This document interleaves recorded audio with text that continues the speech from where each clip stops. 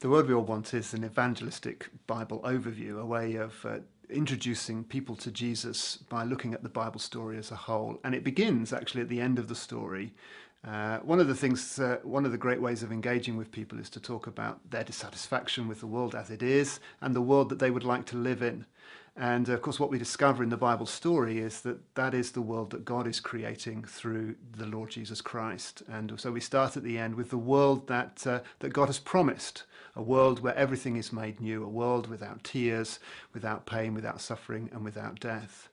But then we look at how that world was glimpsed in the ministry of Jesus as he fed the poor, as he healed the sick, as he raised the dead. We see Jesus giving us a glimpse of that world that we would all love to live in. So that's a great way of engaging with people. But then, of course, we begin to see how actually we're part of the problem. We're part of the reason why the world is not as it is meant to be. We also look, of course, at how, although Jesus is creating this wonderful world, he actually ends up dying, and we look at why his death is so integral to the story and God's purpose to create this world. The other thing about it is that running right through the story, of course, is God's promise of a people who know him, living in his world of blessing. And one of the things that means is that many ways, often when we present the gospel, we emphasize grace, and which is really important and central, and we might say it's not about doing good works, it's not about going to church. And then when people become Christians, we say, well, actually, now you've got to go to church, and that can be a bit confusing.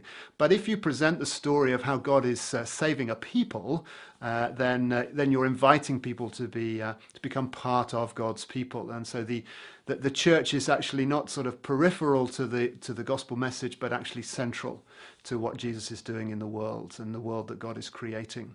And I think that's a great help for us as we do our evangelism and as we begin to do our discipleship with people. Another feature of it is that we wrote it so it would work with other courses, things like Alpha and Christianity Explored. One of the things we were finding was that we were doing Christianity Explored with people and they were still interested in finding out about Jesus, but they weren't yet sort of ready to commit to him. And so we wanted another course that would fit with that. And so you can run it either before something like Christianity Explored or afterwards, and they kind of work together. So, whenever we go to the Gospels, we go to Mark's Gospel, because that's the connection, certainly with Christianity Explored. And the format, too, can work in that way. You can run it with a meal and a talk and a discussion, much as you run those other courses. But also, we designed it in a way that could be, you can run it with someone over a cup of tea.